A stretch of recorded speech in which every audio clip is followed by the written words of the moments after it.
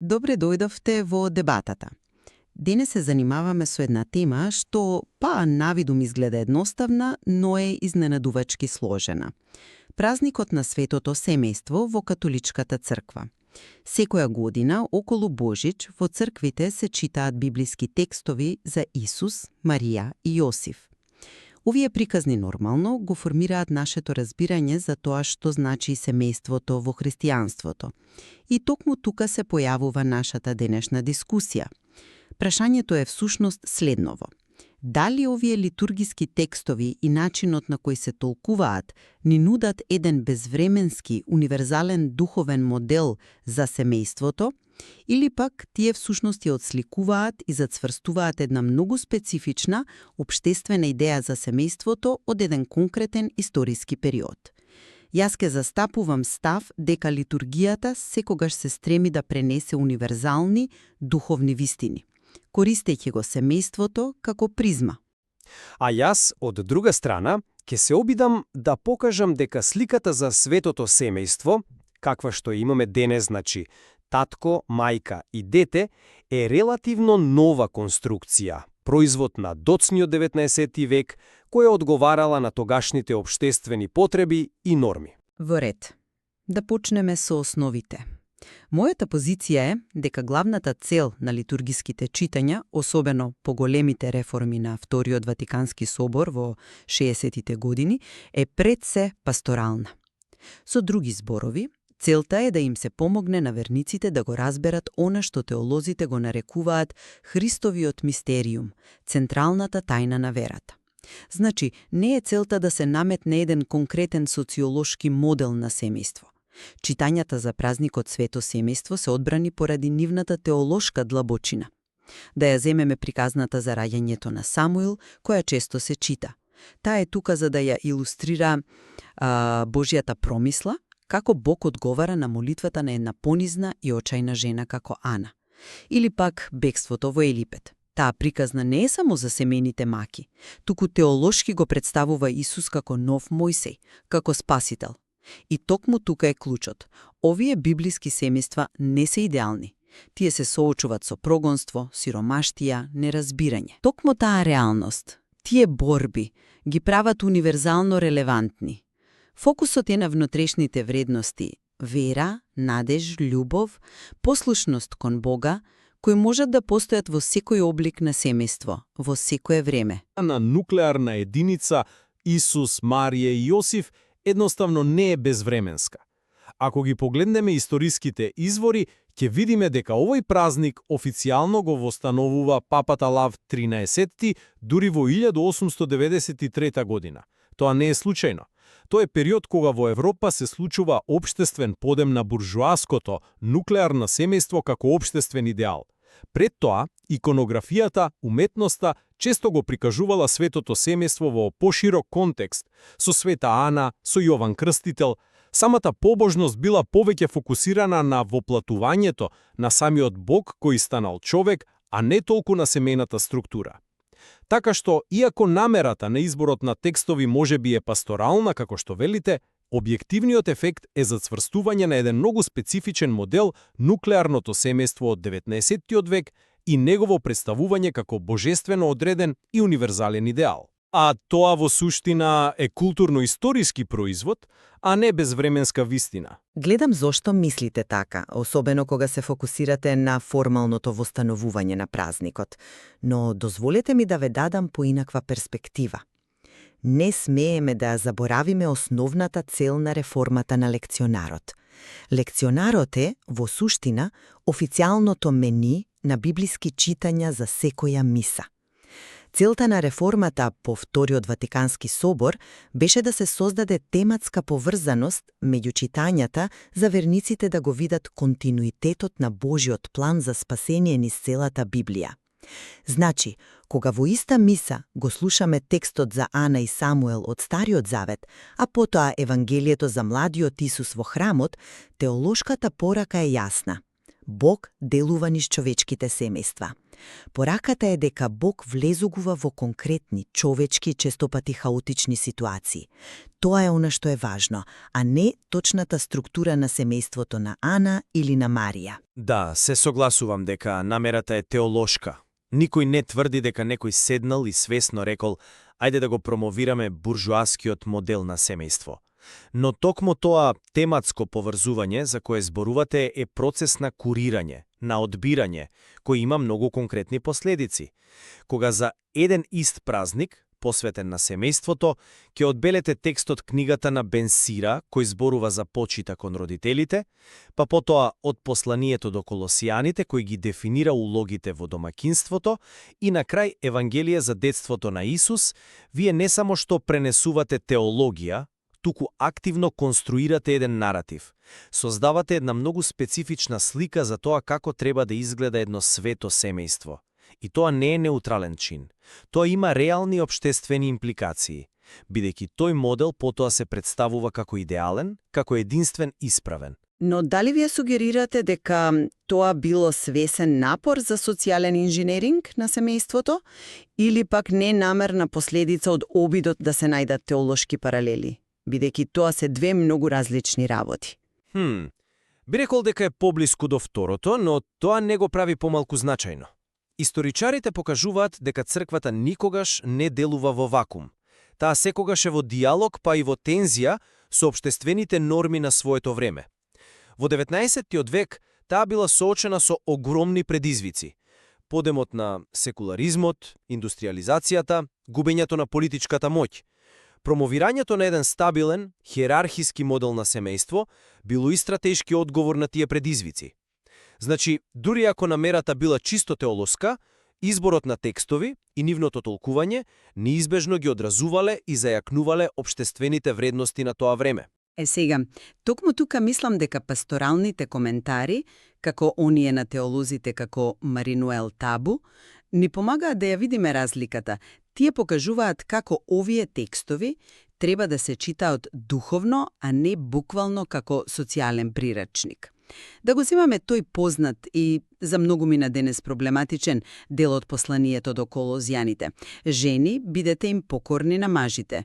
Ако го читате буквално, тоа звучи како повик за подчинетост, но коментарите го ставаат во контекст. Прво, во општество каде одговорноста на таткото на семејството била апсолутна, таквата фраза била очекувана, но клучот е во она што апостол Павле го додава веднаш потоа: мажи, сакајте ги своите жени и не бидете груби кон нив. За Павле, христијанскиот сопруг е воден само од љубов и грижа по примерот на Христос. Во таков контекст, таа покорност, која буквално од латинскиот ob audire, значи да слушаш некому, станува израз на доверба во љубовта, а не на робство. Ова е совршен пример како од еден текст кој е срочен на јазикот на своето време, се извлекува безвременска духовна порака за меѓусебната љубов. Жал ми е, но едноставно не го прифаќам тоа. Самата потреба да се впуштиме во ваква сложена екзегеза, да се претолкува и контекстуализира една толку јасна фраза, го докажува токму мојот став. Тоа покажува дека текстот не е безвременски. Тоа е јасен доказ дека црквата се обидува да прилагоди еден текст кој недвосмислено одразува една патриархална култура за да го направи прифатлив за модерната публика која има сосема поинакви сваќања за родовата еднаквост. Не би го нарекла тоа прилагодување, туку продлабочување на разбирањето. Секоја генерација го чита текстот со нови очи и открива нови длабочини. Духот на текстот е она што е трајно, а тоа е повикот за меѓусебна љубов, трпение и простување кој се провлекува низ целиот тој пасус во Колосјаните. Културниот израз е само садот во кој е содржана таа порака. Но не можете така лесно да ги одвоите садот и содржината. Тие се нераскинливо поврзани. Со векови тој е и сад, таа фраза за покорноста бил користен за да се оправда реална општествена нееднакност. Да се каже сега дека всушност не значела тоа, е да се игнорира историската реалност на тоа како текстот бил разбиран и применуван. Историските анализи, како оние на Клод Ланглуа, покажуваат дека црковниот дискурс за семејството никогаш не бил монолитен. Тој секогаш осцилирал меѓу ригидна доктрина и пасторална реалност, меѓу повикување на вечните вистини на откровението и на променливиот природен закон. Да се тврди дека пораката е непроменлива е едноставно да се игнорира целата оваа историска динамика и внатрешна напнатост. Но, ајде да се вратиме на историскиот развој за кој зборувавте. Вие го поврзавте фокусот на нуклеарното свето семејство со 19. век, јас пак тврдам дека, иако формалната побожност и литургискиот празник може би се од понов датум, основните елементи – мајка, татко и дете – се архетипски. Тие се универзални човечки искуства. Литургијата ги користи токму овие фундаментални искуства како портал кон разбирање на божественото. Приказната за Ана и Самуил е 1000 години постара од приказната за Исус, а сепак ја содржи истата тема – Божјата интервенција во животот на едно семејство кое страда. Ана, понижена поради својата неплодност, се моли со сето срце и Бог ја одговара. Тоа е приказна за вера наспроти очај, за надеж наспроти безнадежност. Фокусот на Библијата никогаш не бил на структурата како таква, туку на односот со Бога внатре во таа структура, каква и да е таа. Светото семејство не е представено како идилично, туку како семејство на бегалци, како што читаме во Евангелието според Матеј. Тоа е она што го прави релевантно за семејствата денес кои се соочуваат со кризи. Тоа е привлечен аргумент. Но дали сте размислиле за тоа што точно се случувало во 19. век, што ја натерало црквата толку силно да го промовира токму овој модел? Како што објаснува социологот Даниел Ервие Леже, во тој период црквата ја губи својата јавна политичка моќ. Државите стануваат секуларни. Каде може таа да го задржи своето влијание? Во приватната сфера, во семејството, во интимниот живот. Представувањето на идеалното, светото, нуклеарно семејство станува клучна стратегија за одржување на општествената релевантност. И ова слика станува толку моќна што дури и најголемите критичари на општеството ја користат. Фактот што мислители како Маркс и Енгелс ја користат алегоријата за светото семејство за да ја критикуваат државата и сопственоста, покажува колку длабоко овој концепт станал вкоренен како општествен, а не само како чисто религиозен модел. Тој станал символ за традиционалната, хиерархиска моќ што тие сакале да ја урнат. Но тоа гледиште ја сведува целата духовна димензија само на производ на општествени сили. Како да велите дека верата и божествената инспирација немаат своја собствена улога, дека се е само социологија, за мене тоа е премногу редукционистички. Тоа што црквата одговара на предизвиците на своето време е нормално, но таа одговара со ресурси што веќе ги има, со библиските приказни, со теолошката традиција. Таа не го измислува семејството во 19. век, таа само го акцентира оној аспект од традицијата кој е најпотребен во тој момент.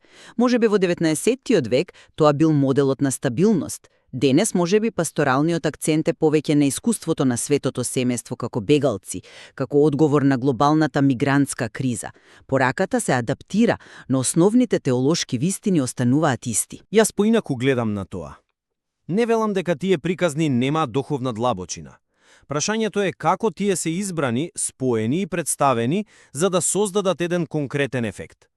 Кога во иста литургија ќе ги ставите Бен Сира за почитата, Колосјаните за улогите и Евангелието каде што Јосиф е представен како заштитник кој ја презема одговорноста за детето и неговата мајка, вие не само што пренесувате теологија, туку активно градите еден модел на семејство со јасна хиерархија и поделба на улогите. Оваа конструкција, а историчарите како Вероник Болан Барое инсистираат дека тоа е токму тоа, конструкција, потоа се представува како безвременски божествен идеал. Тоа не е невин процес. Тој има моќ да ги обликува очекувањата на луѓето за тоа што е правилно семејство и да ги маргинализира сите други форми на семеен живот кои не се вклучуваат во тој калап. Самохрани родители, семејства без деца, проширени семејства, тие остануваат надвор од идеалот. Иако формите на побожност и начинот на изразување се менуваат низ историјата, јас верувам дека литургиските текстови за светото семејство имаат првенствено пасторална и теолошка цел. Тие колистат конкретни библиски наративи за да откријат безвременски вистини за Божјата љубов, за неговата промисла и за планот за спасение. Преказната за бегството во Египет не е лекција по семејна социологија од први век, ниту пак од 19-ти. Таа е откровение за Исус како нов Мојсей, кој го води целото човештво од робството на гревот кон слободата на Божите дица. И тие вистини се подеднакво релевантни за верниците во Римското царство, во викторијанска Англија и денес, без оглед на конкретната општествена структура на нивните семејства. Иако не ја негирам пасторалната намера, едноставно не можеме да го игнорираме фактот дека начинот на кој црквата го представува светото семејство е длабоко вкоренен во специфичен историски контекст. Представувањето на овој културно условен модел како универзален и божествено одреден идеал ја замаглува огромната сложеност и динамичност на схваќањето на семејството како во црковната, така и во пошироката општествена историја. Признавањето на ова според мене не ја намалува духовната вредност на текстовите. Напротив, тоа не поттикна на покритичко, поискрено и на крајот попродуктивно читање на овие свети списи. На крајот, може би се согласуваме дека и двете перспективи се важни. Разгледувањето на овие различни пристапи, теолошкиот од една страна кој бара безвременска порака и историско-критичкиот од друга, кој не подсетува на контекстот, ни овозможува подлабоко да го разбереме значењето на овие текстови. Тоа ни помага да видиме како тие влијаат на нашето сваќање на семејството денес, со сите негови радости и предизвици. Материјалот секако нуди уште многу простор за истражување и размислување.